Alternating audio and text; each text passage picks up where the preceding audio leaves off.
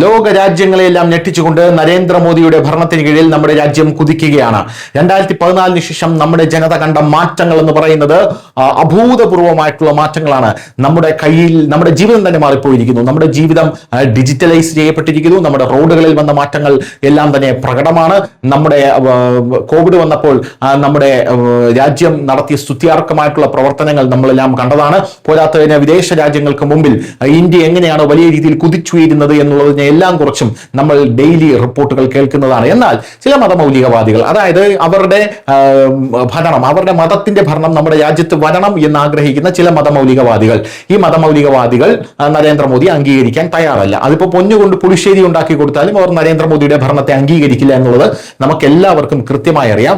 അവർക്ക് വേണ്ടത് വികസനമോ മറ്റു കാര്യങ്ങളോ ഒന്നുമല്ല. അവർക്ക് വേണ്ടത് അവരുടെ മതത്തിന്റെ നിയമം ഇവിടെ കൊണ്ടുവന്ന് സ്ത്രീകളെല്ലാം ആ നിയമത്തിന്റെ കീഴിലാക്കുക, അവർക്ക് ഇവിടെ ഭരിക്കാനുള്ള സൗകര്യം ഒരുക്കി കൊടുക്കുക, അവരുടെ മതം ഭരിക്കുന്ന രാജ്യത്തുള്ളത് പോലെയുള്ള അനാചാരങ്ങളും അനാർക്കിസവും ഈ രാജ്യത്ത് കൊണ്ടുവരിക എന്നുള്ളതാണ്. ഇപ്പോൾ ഇതാ വരുന്ന റിപ്പോർട്ടുകൾ.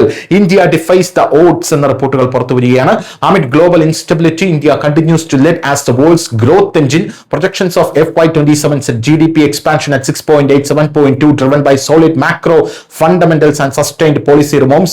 Where other economies see stagnation, India sees surging investments and clear growth. അതായത് മറ്റുള്ള ലോകരാജ്യങ്ങളുടെ എല്ലാം തന്നെ എക്കണോമി തകർച്ചയുടെ വക്കിൽ നിൽക്കുമ്പോൾ ഇന്ത്യ കൃത്യമായിട്ടുള്ള ഗ്രോത്ത് ആണ് നമ്മുടെ സാമ്പത്തിക മേഖലയിൽ, അല്ലെങ്കിൽ കൃത്യമായിട്ടുള്ള വളർച്ചയാണ് നമ്മുടെ സാമ്പത്തിക മേഖലയിൽ കൈവരിക്കുന്നത് എന്നുള്ളതാണ് പ്രധാനപ്പെട്ട കാര്യം എന്ന് പറയുന്നത്.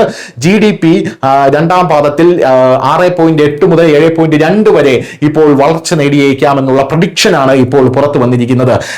ഇന്ത്യയുടെ GDP ട്രംപിന്റെ താരിഫ് വന്നപ്പോൾ 8% ഉയർന്നതിൽ വലിയ രീതിയിലുള്ള അമ്പരപ്പ് കേരളത്തിലെ അടക്കമുള്ള പല മതമൗലികവാദികളും പല കമ്മ്യൂണിസ്റ്റുകാരും കാണിച്ചു. അപ്പോൾ ഇവർ കൊണ്ടുവന്ന ഒരു പ്രധാനപ്പെട്ട വാദം GDP കാൽക്കുലേറ്റ് ചെയ്യുന്നത് ഇന്ത്യയാണ് എന്നുള്ളതാണ്. പക്ഷെ പണ്ട് ഇന്ത്യയുടെ GDP കുറഞ്ഞപ്പോൾ ഇവർ പറഞ്ഞിരുന്നത് ഇന്ത്യയുടെ GDP കുറഞ്ഞു, എന്താണ് ഇതെന്നാണ്. അപ്പോൾ ഇവർ ഇന്ത്യ കാൽക്കുലേറ്റ് ചെയ്യുന്ന GDP ആണ്, അതുകൊണ്ട് ഇന്ത്യ കുറച്ചു എന്നിവർ പറയുന്നതേ ഇല്ല എന്നുള്ളതാണ് മറ്റൊരു പ്രധാനപ്പെട്ട കാര്യം. News desk Malayalam.